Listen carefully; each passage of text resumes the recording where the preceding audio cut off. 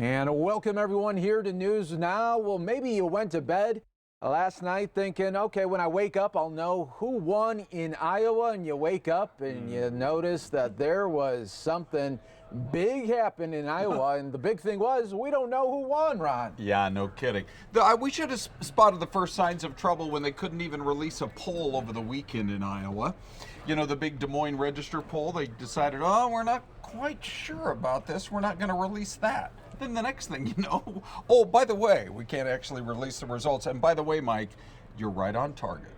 I actually went to bed early, as I'm prone to do, being on the morning show. Right. And I TiVo'd 4 hours of nighttime coverage. I got up early this morning, a half hour early, so I could start watching, and it just 4 straight hours of any moment, any time, stand by for. Well, nobody knows. Nobody knows. And we got a guy out there in Iowa that's been breaking it down and really following this from the very beginning.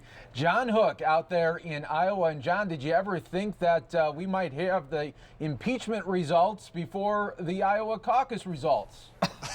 Oh, I love that.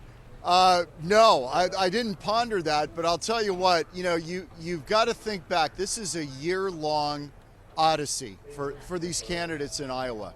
The money spent, the time spent, town halls, meetings, face-to-face, church basements.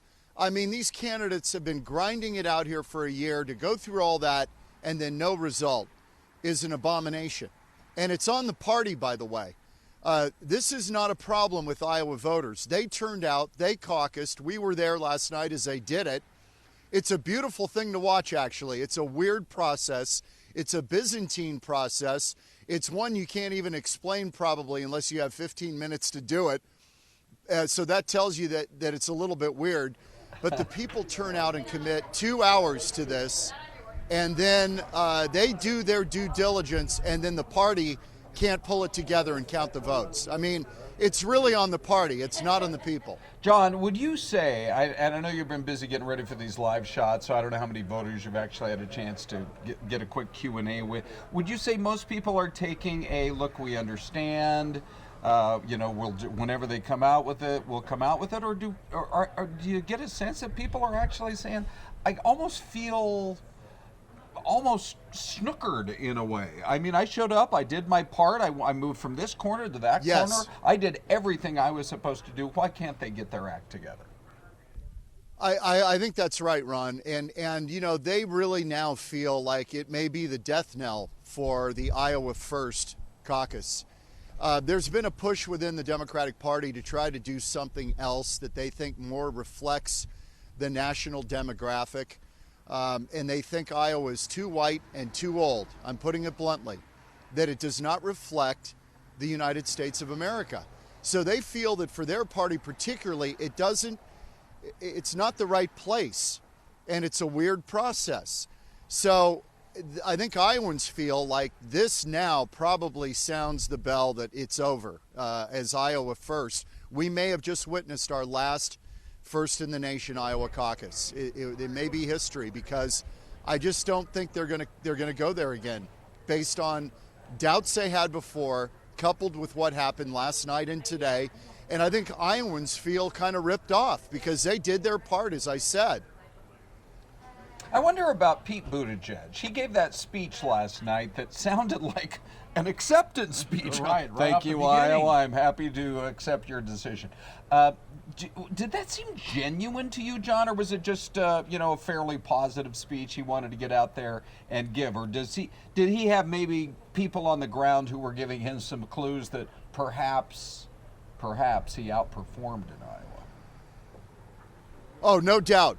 They have their own people counting at each caucus, and there are 1,700 of them going on around Iowa last night. So they've got their own people on the ground at each and every caucus. They're doing their own head count. So I think Buttigieg is speaking from some inside knowledge about where he stands. He may not finish one, but I think he strongly feels he at least finished second and very close. And so he's going to claim victory, and that gives him a little bit of a bounce. It was a smart media move in a way to do that, because we didn't know who won, but when you see Buttigieg out there declaring victory, it looks like he won. And that's half the battle in this thing, is the expectation game. And for Joe Biden, the interesting part of this is that I think it's probably true that he underperformed last night. And because of all of this voting nonsense and the inability to count the votes, it papers over Joe Biden's problems here in Iowa. That won't be the story. The story will be the lost vote and how they couldn't count the votes.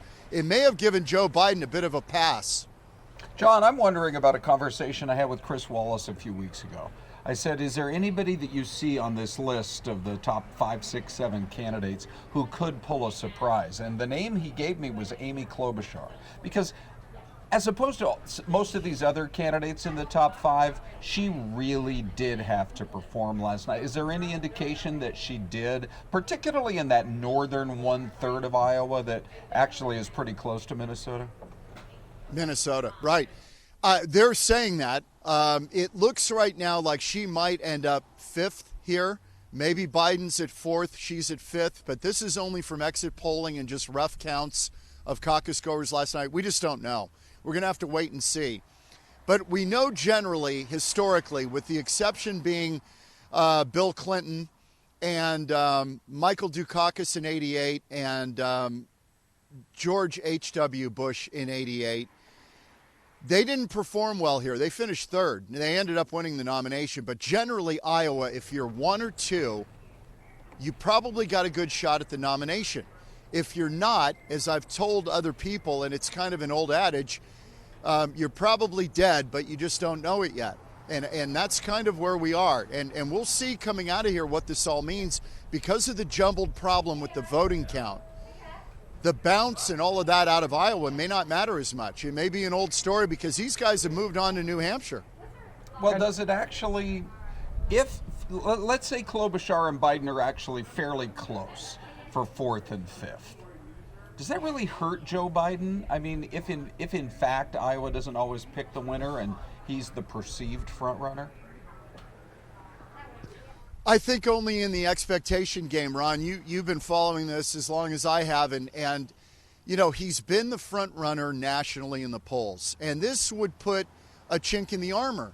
And now you've got somebody like a Michael Bloomberg saying, hey, if Biden falters, I am here ready, willing, and able with millions and millions to, mount a real charge.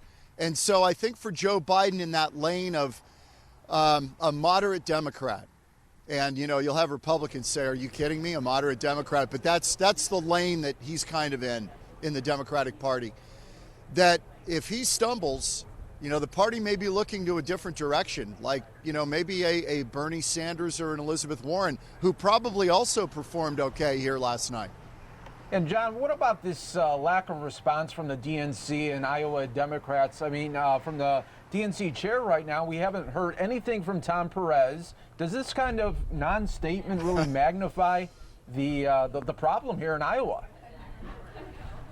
Well, it gives the Trump people a talking point. They're going to say, if the Democrats can't run a caucus in Iowa, are you going to trust them to run the country? That's the argument they're making already, that this was a mess.